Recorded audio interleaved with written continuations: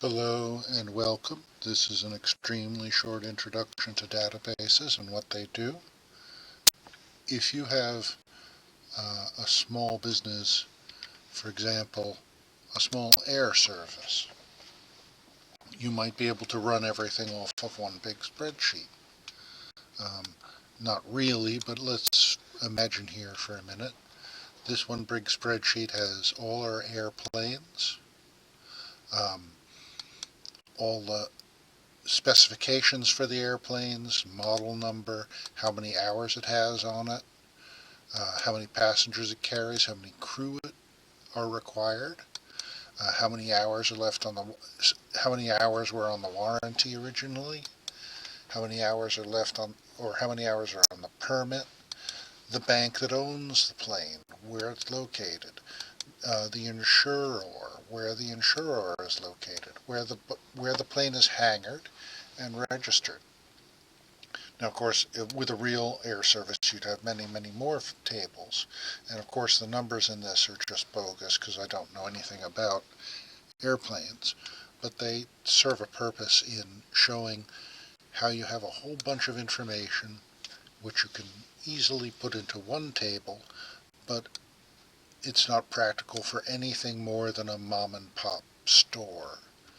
Um, Otherwise, the table gets too big and it's extremely difficult to manage. So what you do is you break the table up into smaller tables. You can do this with spreadsheets, and you'll have all kinds of different tables for items, for uh, data which is more closely related to itself than others. You can see from the colors here, I've made blue to be data most closely related to the airplane.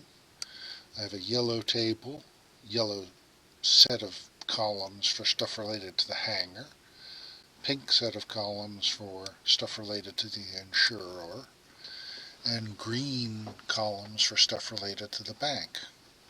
And it's still all one big table, but you colored out. But you can see, as you do on a spreadsheet, you can make each table under a separate tab.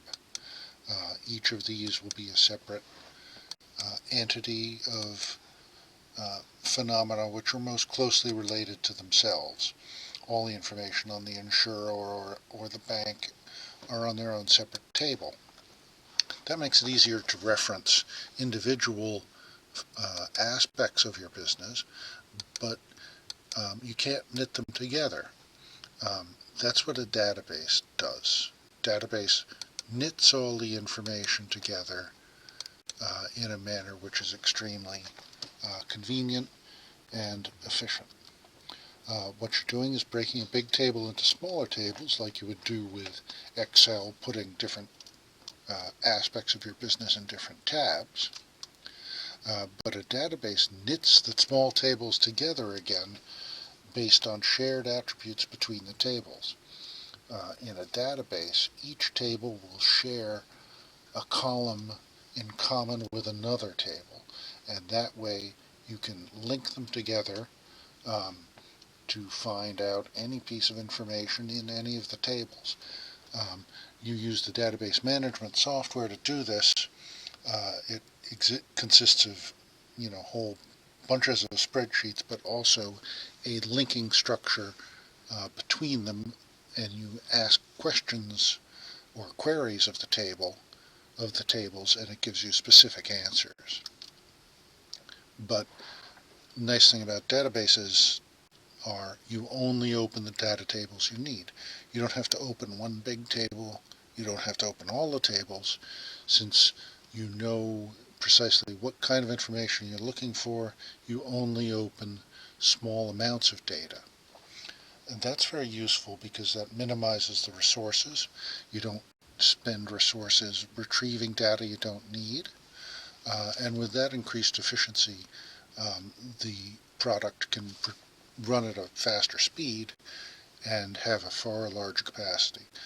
Relational database systems can have millions and millions of records, thousands and thousands of columns, hundreds and hundreds of tables, all running with great speed because anything you don't need is in sleep mode.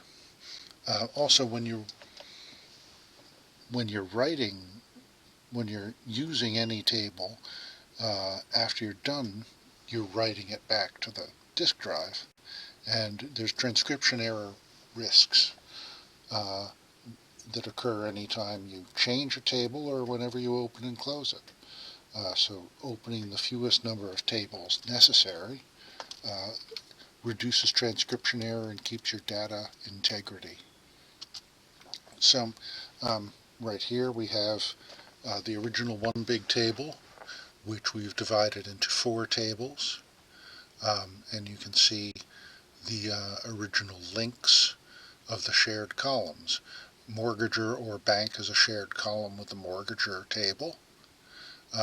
Hanger name is the shared column with the hanger table, and insurer name is the insured is the link to the insured table.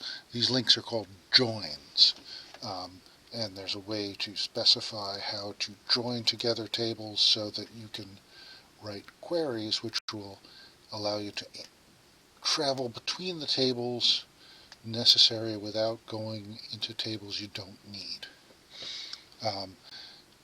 For example, this was an example of a query.